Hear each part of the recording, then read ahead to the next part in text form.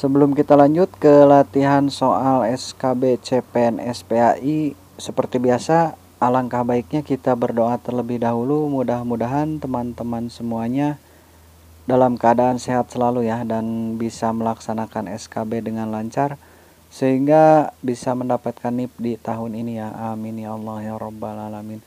Ya, langsung saja kita ke soal yang pertama ya.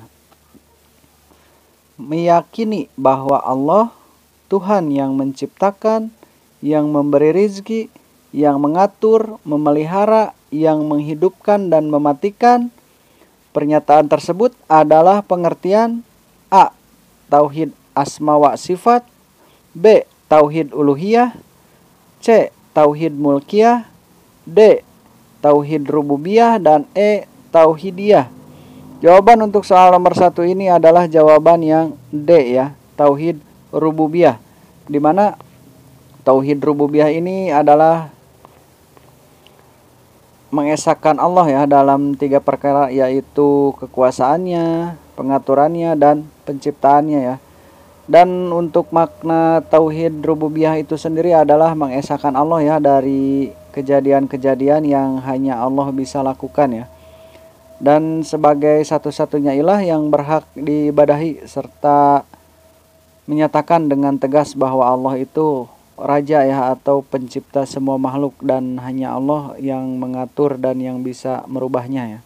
Itu makna dari tauhid rububiyah. Selanjutnya di soal nomor 2 ya. Mengesahkan Allah dalam apa yang Allah miliki dari nama-nama dan sifat-sifatnya. Pernyataan tersebut adalah pengertian A. Tauhid asma wa sifat, B. Tauhid uluhiyah, C. Tauhid rububiyah, D. Tauhid mulkiyah, dan E. Tauhidiyah. Jawaban untuk soal nomor 2 ini adalah jawaban yang A ya, Tauhid asma wa sifat ya.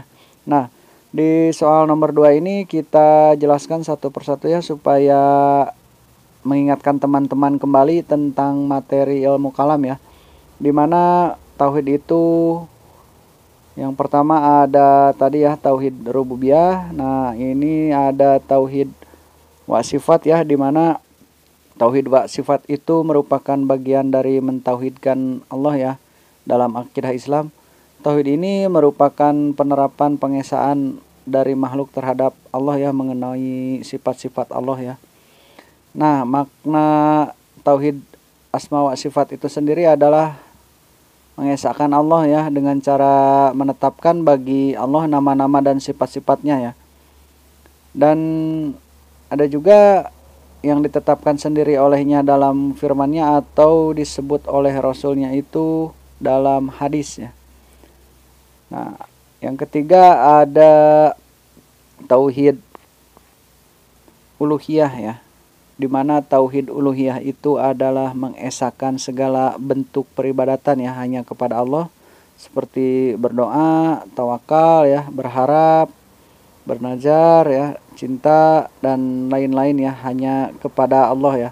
Dan makna untuk tauhid uluhiyah itu sendiri adalah memperuntukkan satu jenis ibadah ya kepada, kalau misalkan selain kepada Allah itu termasuk perbuatan yang zalim ya, yang besar di sisi Allah, dan yang sering diistilahkan adalah syirik ya, atau musyrik dengan menduakan Allah. Nah, dan untuk yang keempat ini, untuk tauhid mulkiyah ya, ini banyak ulama yang mengatakan bahwa mulkiyah itu adalah arti dari kerajaan ya, atau yang menguasai alam semesta. Maka dari itu mulkiyah ini termasuk atau tergolong tauhid rububiyah ya, tetapi ada juga sebagian ulama yang mengatakan bahwa tauhid mulkiyah ini adalah mengesahkan Allah dalam segala perbuatannya untuk di akhirat ya, untuk di akhirat kelak, bukan di dunia ya. Dan makna dan definisinya itu menetapkan keesaan Allah ya dalam kekuasaannya di akhirat ya, terutama dalam menegakkan hari akhir. Jadi apabila misalkan teman-teman mendapatkan konteks soal seperti ini, dikaji lebih dalam oleh teman-teman, dan dilihat terlebih dahulu apa yang diinginkan oleh si pembuat soal ya. Terkadang kita harus mengikuti apa yang diinginkan oleh si pembuat soal ya. Lanjut kita ke soal nomor 3 ya. Golongan yang menganut paham free will and free act adalah A. Syiah, B. Khawarij, C. Qadariyah, D. Mu'tazilah, dan E. Jabariyah. Jawaban untuk soal nomor 3 ini adalah jawaban yang C ya, Qadariyah. Dimana Qadariyah itu sendiri berasal dari kata qadara ya, yang berarti kekuatan atau kemampuan. Nah, di dalam bahasa Inggrisnya itu dikenal sebagai free will and free act ya, yang memiliki arti keinginan bebas dan keinginan atau bebas bertindak ya, bebas dalam bertindak. Itu uraian singkatnya. Selanjutnya di soal nomor 4. Tokoh pendiri aliran Qadariyah adalah A. Jahm ibnu Sofyan, B. Ahmad ibnu Hanbal, C. Ma'bad al-Juhaini, D. Gilan, oh ini 2 ya, salah ngetik ya, Gilan al-Dimasiki, dan E. Abu Hasan al-Asy'ari. Nah, seharusnya jawaban untuk nomor 4 ini adalah Ma'bad al-Juhaini ya, yang C. Tapi ditulis lagi ini ada yang D ya, Gilan al-Dimasiki. Karena tokoh aliran Qadariyah itu ada 2 ya, yaitu Ma'bad al-Juhaini dan Gilan al-Dimasiki ya. Lanjut kita ke soal nomor 5. Aliran kalam yang muncul di daerah Samarkand adalah A. Khawarij, B. Maturidiyah, C. Asy'ariyah, D. Murji'ah, dan E. Mu'tazilah. Jawaban untuk soal nomor 5 ini adalah jawaban yang B ya, Maturidiyah. Yang dimana aliran ini pertama kali muncul pada pertengahan abad ke-9 ya. Nah, dan nama aliran tersebut sendiri dinisbatkan dari nama pendirinya ya, yaitu Abu Mansur Muhammad al-Maturidi ya. Selanjutnya kita ke soal nomor 6. Kaum yang keluar dari barisan Ali bin Abi Thalib dalam perang Siffin adalah A. Asy'ariyah, B. Mu'tazilah, C. Jabariyah, D. Khawarij, dan E. Syiah. Jawaban untuk soal nomor 6 ini adalah jawaban yang D ya, Khawarij ya. Dimana bercerita sedikit ya, dimana pada saat itu setelah Ali bin Abi Thalib menemui Abu Musa ya, dan mendapatkan pembayatan dari Abu Musa, Ali bin Abi Thalib itu bergabung dengan Abu Musa al-Asy'ari ya. Dari situ terus mendatangi Syam ya, untuk menghadap Muawiyah ya, untuk mendapatkan pengakuan Ali bin Abi Thalib menjadi khalifah ya oleh Muawiyah. Dan di perjalanan melewati daerah yang bernama Siffin, singkat cerita ya, di daerah tersebut ada sungai Efrat. Nah, pasukan Muawiyah dan pasukan Ali bentrok dan terjadi peperangan di situ ya. Dan pada saat pasukan Muawiyah itu terdesak, akhirnya pasukan tersebut meminta Amr bin As ya, yang berlaku selaku jenderal kalau sekarang itu ya. Amr bin As menggunakan trik untuk memberikan kode ya sebagai gencatan senjata. Nah, maka di situ Ali bingung itu apa yang dilakukan oleh pasukan Muawiyah itu.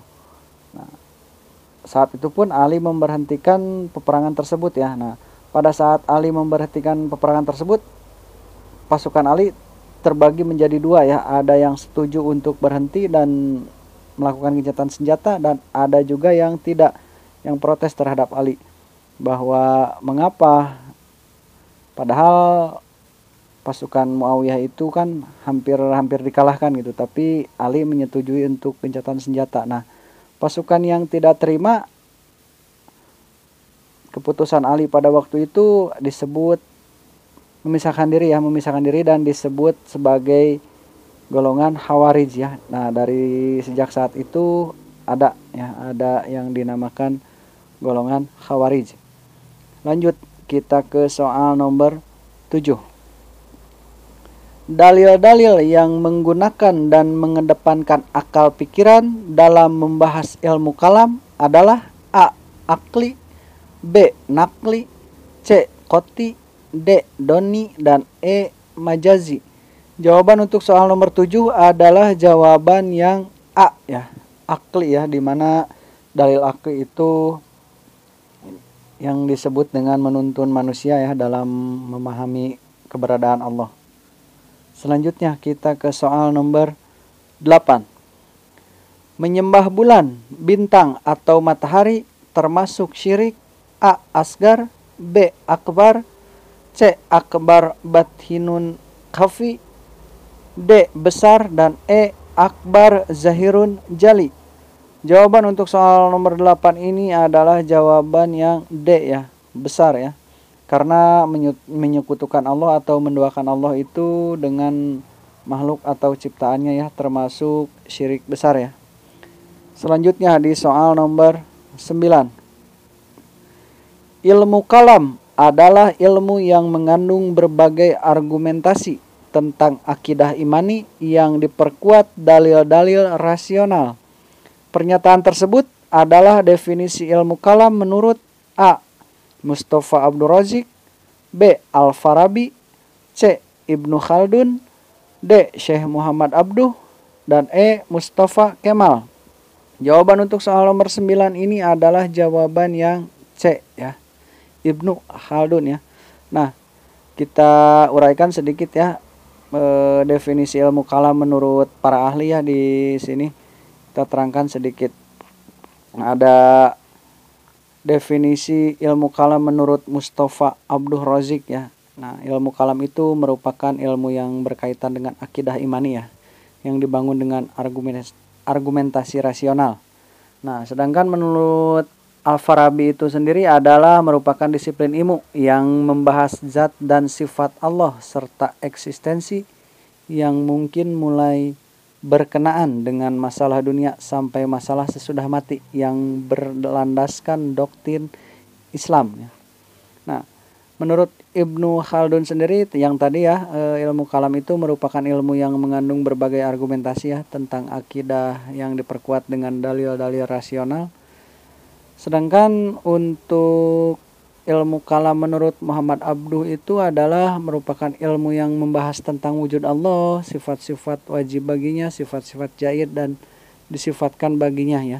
Dari sifat-sifat yang tidak ada baginya, ilmu kalam juga membahas tentang Rasul-Rasul Allah untuk menetapkan kebenaran risalahnya ya. Itu menurut Muhammad Abduh ya. Lanjut kita ke soal nomor 10 ya. Iman sewaktu-waktu dapat bertambah dan berkurang adalah pendapat A. Mu'tazilah, B. Asy'ariyah, C. Salafah, D. Qadariyah, dan E. Maturidiyah. Jawaban untuk soal nomor 10 adalah jawaban yang B ya, Asy'ariyah ya. Nah, untuk pengertian iman sendiri menurut golongan ya. Menurut golongan itu ada ya di sini menurut Khawarij ya, bahwa iman itu berpendapat, Khawarij itu berpendapat bahwa iman yang dikatakan iman itu bukan pengakuan dalam hati ya dan ucapan lisan saja, tetapi amal ibadah menjadi rukun iman ya. Nah, sedangkan menurut Mu'tazilah itu berpendapat bahwa orang mukmin yang mengerjakan dosa besar dan mati sebelum tobat tidak lagi mukmin dan tidak pula kufur, tetapi dihukumi sebagai orang fasik ya. Sedangkan menurut Murji'ah itu yang berpendapat senada adalah subsekte Al-Jahmiyah ya, As-Salihiyah, dan Al-Yunusiyah ya. Mereka berpendapat bahwa iman itu adalah tasdik ya, secara kalbu saja, atau ma'rifah ya, mengetahui Allah dengan kalbu ya. Nah, menurut Asy'ariyah sendiri itu yang tadi ya, jadi mendefinisikan iman secara berbeda-beda ya, bisa naik atau bisa turun ya. Nah, sedangkan ada Maturidiyah sendiri yang dari Samarkand itu ya berpendapat bahwa iman adalah tasdik ya, bin al-qalb. Berarti bukan semata-mata bil alisan saja, bukan semata-mata di lisan saja ya. Pengertian ini dikemukakan oleh Al-Maturidi ya. Nah, sedangkan daripada itu ada juga ya sebagian bantahan terhadap Al-Karamiyah ya, salah satu di aliran Murji'ah sendiri ya. Ya, mungkin itu saja video pembahasan kali ini. Mohon maaf apabila masih banyak kekurangan. Apabila ada jawaban yang kurang berkenan, mohon dicantumkan di kolom komentar. Kita bahas bersama-sama ya. Jangan lupa like dan subscribe. Bagikan jika video ini bermanfaat. Terima kasih.